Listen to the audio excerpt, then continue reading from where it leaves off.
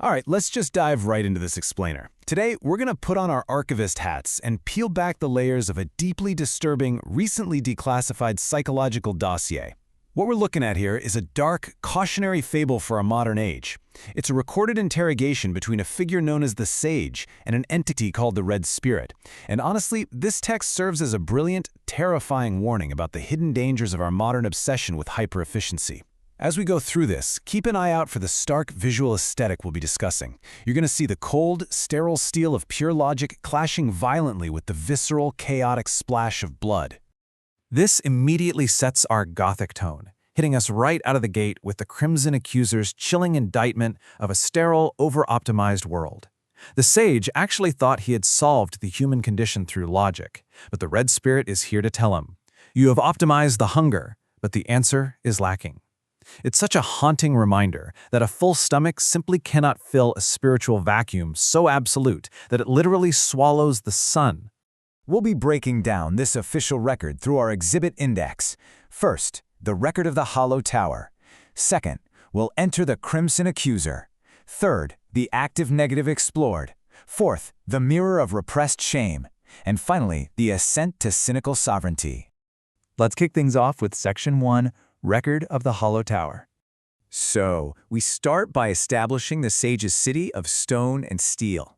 This is a brilliant allegorical reflection of our modern society, a domain of what the transcript calls effortless efficiency. In this place, the sacred hasn't been destroyed by force, no. It's been quietly dismantled through bureaucratic pamphlets. Because, let's be real, nothing kills the human spirit quite like a mandatory HR memo classifying joy as irrational.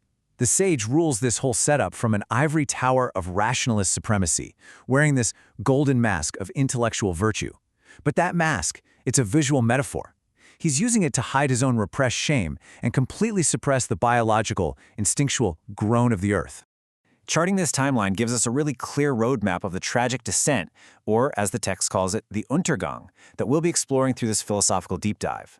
The entire interrogation breaks down into these 4 distinct parables, with each one systematically stripping away another layer of the Sage's carefully constructed hyper-rational illusion.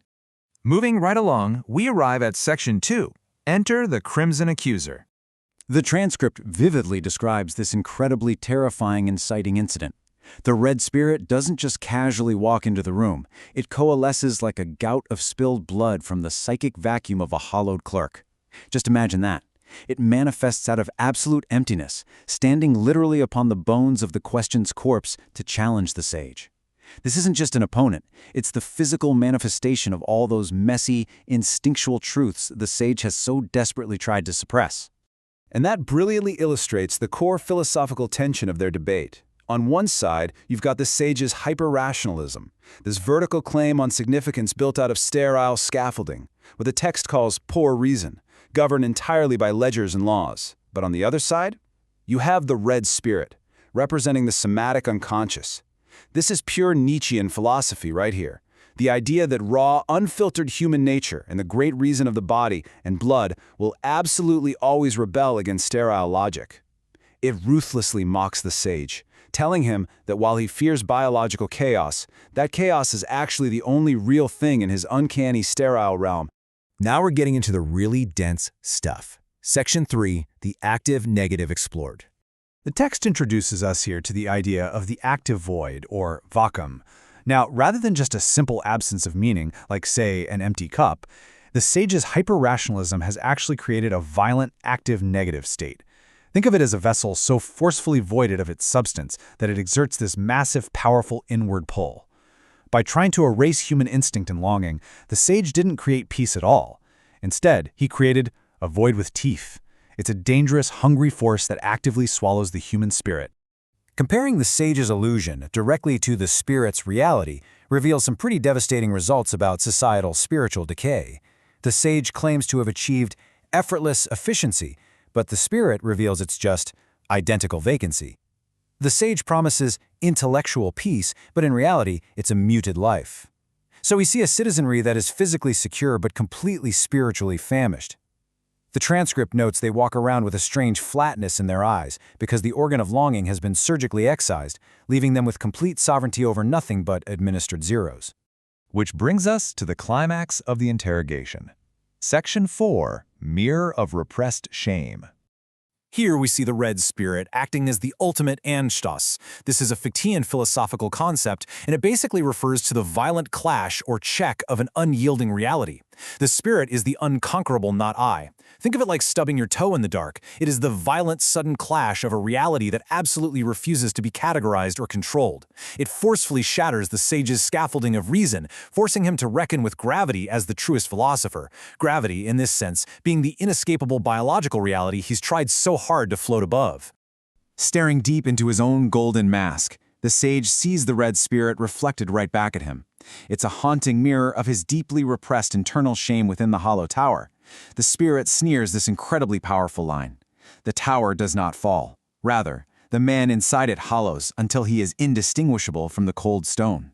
The spirit exposes that the sage's so-called intellectual pleasures are really nothing more than wind howling through total spiritual emptiness. And finally, we hit the resolution of our transcript. Section 5, Ascent to Cynical Sovereignty. Faced with the absolute bankruptcy of his hyper-rationalism in the dark forest, the sage doesn't respond with empathy or healing, no way. Instead, he performs a final descent into an alchemical dance. First, he confronts the abyss and the voice of gravity. But rather than being consumed, he chooses to integrate the spirit's chaos and poison. Finally, he steals the dragon's fire from the uncanny realm.